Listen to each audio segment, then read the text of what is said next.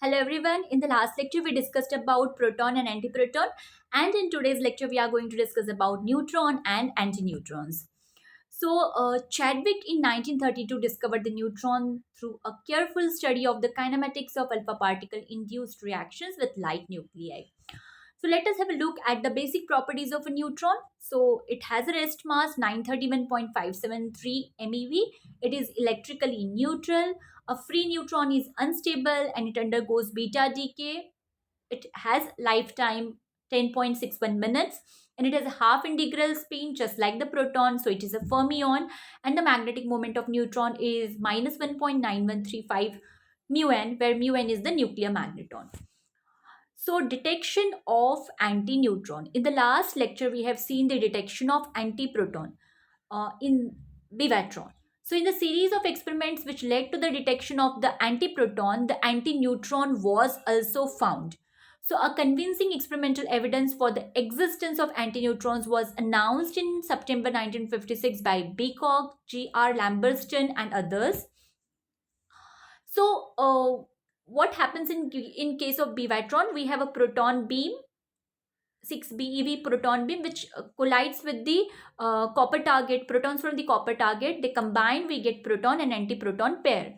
Now, when a proton and antiproton meet, mutual annihilation generally takes place. But if these two particles, proton and antiproton, these two particles come fairly close to each other, although not close enough to annihilate, but they are close enough, it is possible for an electrical charge to be transferred from the positive proton to the negative or vice versa. As a result, what happens? Both the particles would become electrically neutral. The proton gets converted into neutron and antiproton gets converted into antineutron. So here basically what is happening? Proton antiproton pair, it is getting converted into proton antineutron pair.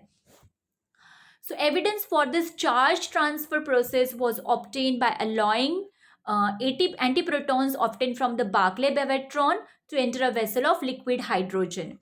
And about 3 out of every 1,000 antiprotons interacted with the protons in the hydrogen to form antineutrons.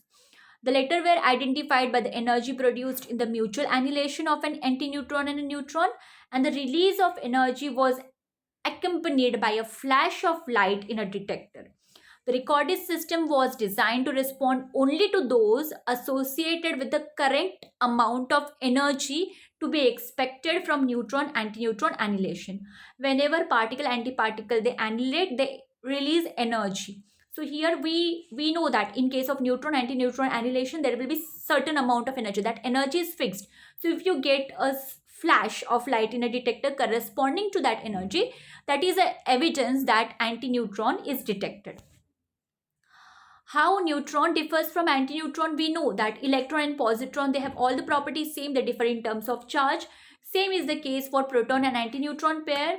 But in case of neutron, we know that it is electrically neutral. So how neutron, it is different from antineutron.